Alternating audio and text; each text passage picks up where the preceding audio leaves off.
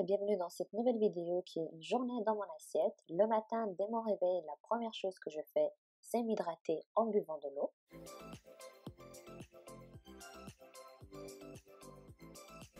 Sans plus tarder, on passe au petit déjeuner. Je vais commencer par ma sauce hollandaise. Tout d'abord, nous aurons besoin d'un bain-marie, donc une casserole remplie d'eau. Ensuite, ici, je vous montre dans un bol, j'ai mis 2 jaunes d'œufs avec 2 cuillères à soupe d'eau. On va les battre jusqu'à obtenir une petite mousse légère.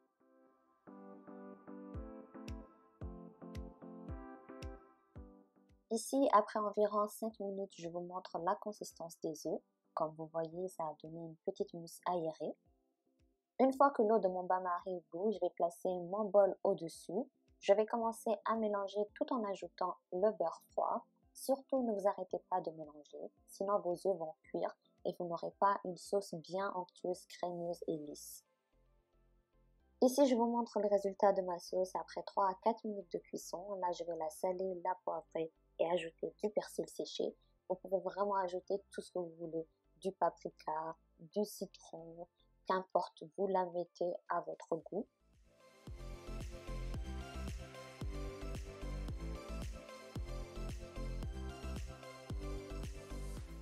Je vais mettre ma sauce dans une petite saucière et la réserver de côté.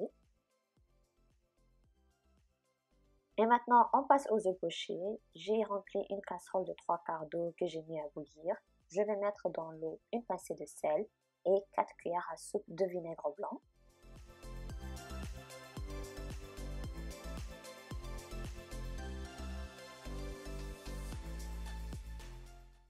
Une fois que vous voyez votre eau bouillir avec de grosses bulles, vous ajoutez votre œuf que vous avez préalablement cassé dans un bol. Là, ce que vous me voyez en train de faire, c'est d'essayer de rassembler l'œuf ensemble pour que ça fasse une boule bien ronde et jolie. Et j'enlève tout l'excédent de blanc qui dépasse et qui rend ça pas joli. Je vais laisser mon œuf poché cuire entre 45 secondes et 1 minute. Surtout surveiller la cuisson pour vérifier que le jaune est toujours coulant. Ensuite, je vais le retirer de l'eau avec une louche et enlever l'excédent d'eau, puis le déposer sur un papier absorbant ou un sopalin. Faites le même procédé avec votre deuxième œuf.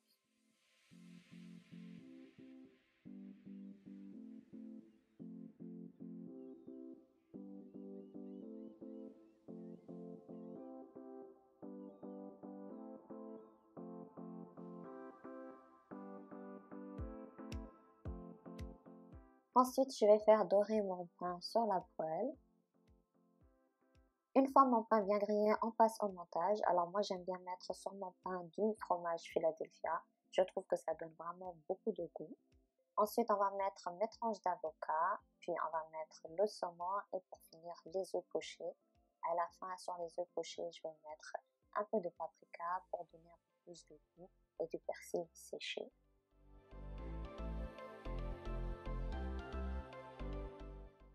Je vais me préparer un jus de citron bien frais. Je trouve que ça réveille le matin et ça donne beaucoup d'énergie. Ne pensez pas que je mange comme ça tous les matins. C'est le week-end et le week-end, j'aime bien faire un petit brunch pour moi-même et me gâter. N'hésitez surtout pas à liker cette vidéo si elle vous plaît.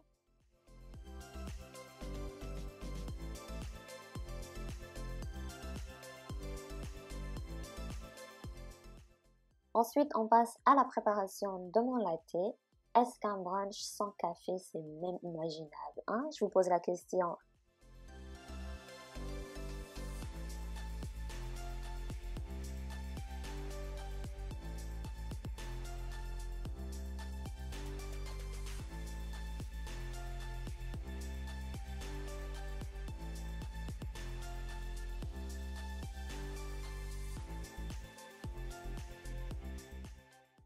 Ensuite, je vais me faire un petit dessert, mais si vous n'êtes pas de gros gourmands comme moi, ça pourrait tout à fait être votre petit déjeuner le matin.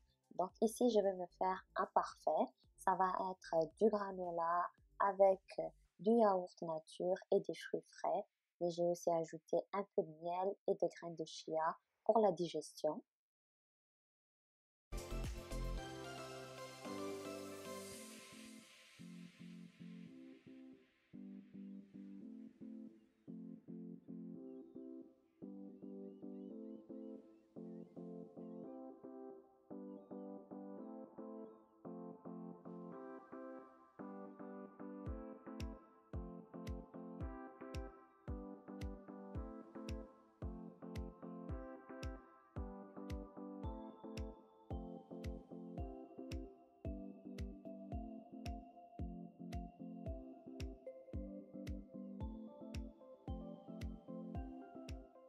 Je vais passer à la dégustation de mon petit déjeuner brunch bien mérité, tout en consultant mes emails et les choses importantes auxquelles je dois répondre.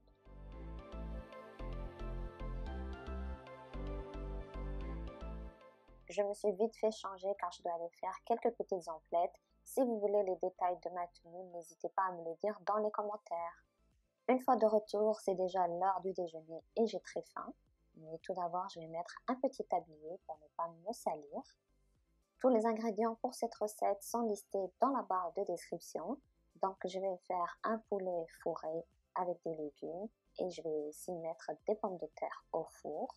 Donc ici, ce que vous voyez faire, c'est griller les légumes qui vont servir à fourrer mon poulet très légèrement. Je vais y mettre des épices, du poivre, etc. Je vous mets tout dans la barre de description de toute façon.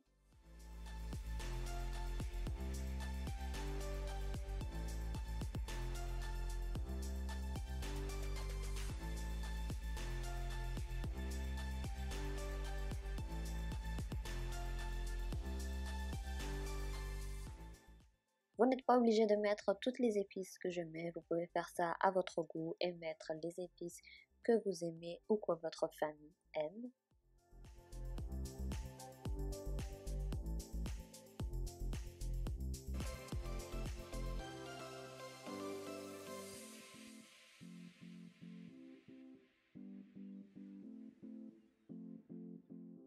Donc là, je vais enlever les quelques petits morceaux de graisse de mon poulet et je vais le découper en deux. Il suffit de l'ouvrir de l'intérieur comme si c'était du pain. Comme ça, vous allez pouvoir le fourrer et mettre tous les légumes dedans.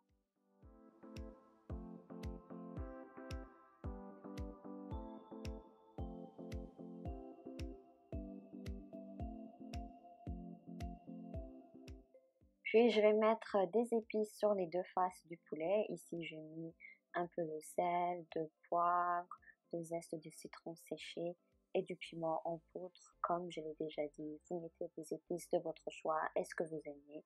Mais de toute façon, je vous ai laissé toutes les instructions dans la barre de description.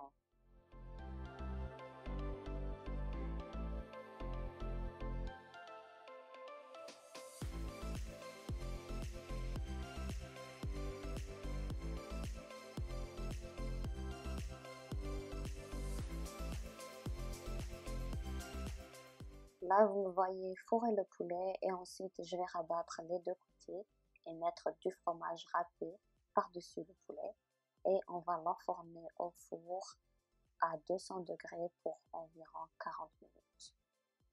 Ensuite, je vais mettre mon poulet sur une plaque de cuisson munie d'un papier parchemin. Ici, vous me voyez mettre un peu d'huile sur le papier parchemin, ça va me permettre à ce que le poulet ne colle pas sur le papier. La dernière étape, c'est de mettre le fromage râpé sur le poulet et ensuite on va pouvoir l'enfourner pendant environ 40 minutes à 200 degrés. Je vous propose de surveiller le poulet pour voir la cuisson car tout dépend vraiment du four. On ne peut pas être sûr que c'est vraiment 40 minutes.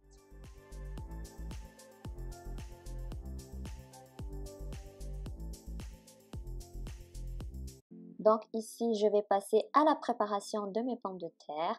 J'ai environ découpé 4 pommes de terre d'une grosseur moyenne.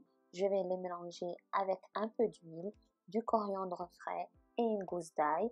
Pour les épices, ça reste toujours à votre choix. Et moi, j'ai mis ici du paprika, un peu de piment, du poivre, du sel et du zeste de citron séché.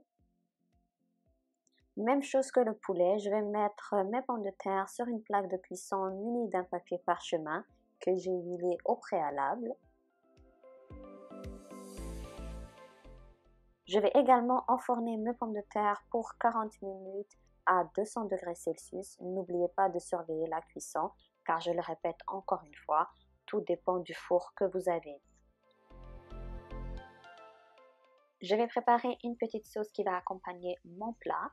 C'est la même chose que nous avons fait au début. Je vais griller tous mes légumes et je vais rajouter une crème de cuisson par-dessus.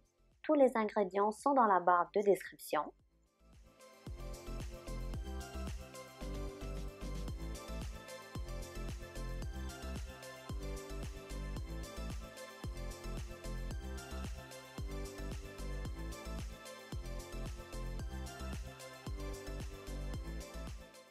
Une fois mes légumes assaisonnés et grillés pendant 5 minutes, c'est le temps d'ajouter ma crème de cuisson.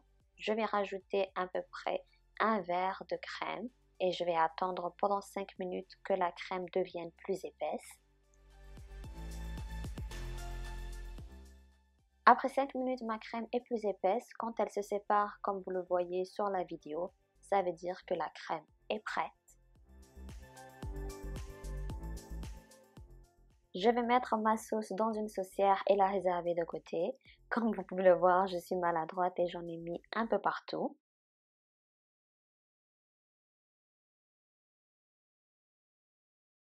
J'en profite pour faire ma vaisselle et nettoyer mon plan de travail pendant que ma nourriture est en train de cuire.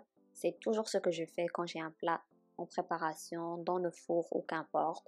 J'en profite pour nettoyer mon plan de travail et les alentours. Ça me permet de ne pas être trop dépassée par les tâches ménagères.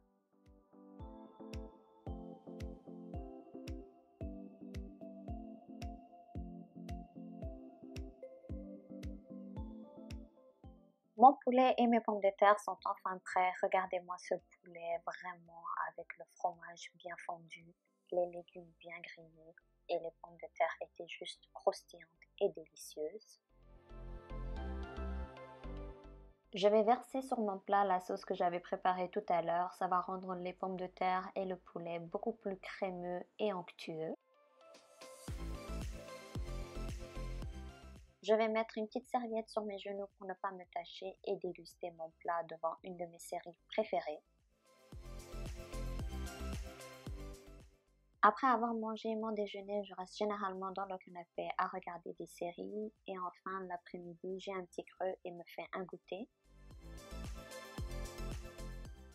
Pour le goûter, j'ai décidé de me faire un petit milkshake ou une petite boisson à la fraise, style frappuccino fraise du Starbucks. Pour ça, vous aurez besoin de 10 fraises coupées en morceaux dans une casserole, 3 cuillères à soupe de sucre brun ou sucre roux et un demi-citron. Ensuite, il suffit de cuire le tout pendant environ 5 à 10 minutes.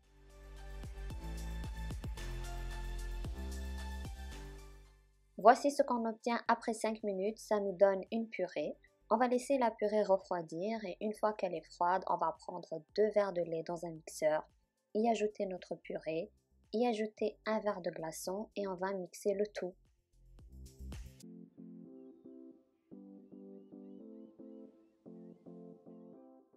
On va ensuite décorer un verre avec un peu de sirop de fraise. Vous pouvez vous procurer du sirop de fraise dans n'importe quel supermarché. On va verser notre frappuccino dans le verre et on va y ajouter un peu de chantilly.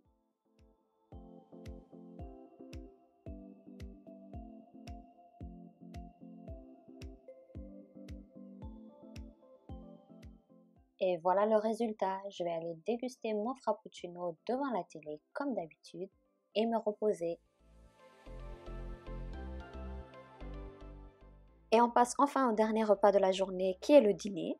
Pour le dîner, j'ai décidé de faire quelque chose de léger, donc j'ai opté pour une soupe aux lentilles et aux carottes. Cette soupe est vraiment très facile. Il vous faudra pour cela un demi-oignon, une tomate et 2 carottes. Il suffit de faire revenir tous les légumes avec quelques épices et avec un petit fond d'eau.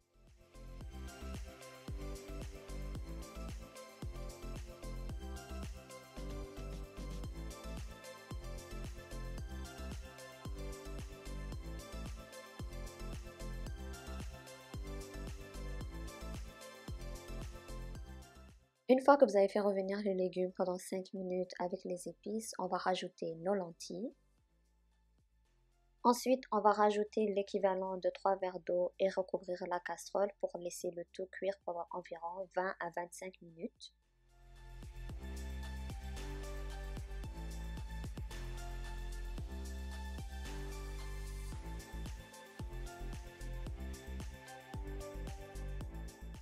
Quand les carottes sont bien cuites, notre soupe est enfin prête. Je vais mixer la soupe que je vais manger ce soir et je vais laisser le reste de côté pour une autre fois.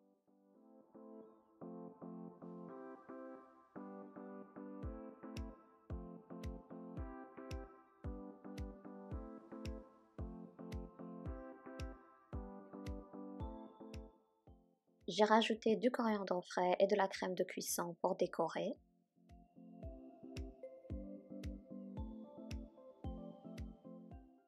J'en ai profité pour prendre ma douche et me mettre dans des vêtements beaucoup plus confortables. C'est la fin de cette vidéo. Moi, je vais relaxer devant une de mes séries préférées tout en dégustant ma soupe et en buvant mon petit thé à la menthe poivrée pour me relaxer. Sur ce, je vous dis à la prochaine. N'hésitez pas à me suivre sur mon Instagram. Je suis beaucoup plus active là-bas. Abonnez-vous, laissez-moi un like et si vous avez des idées de vidéos que vous voudriez voir pour les prochaines fois, laissez-les moi dans les commentaires. Bye!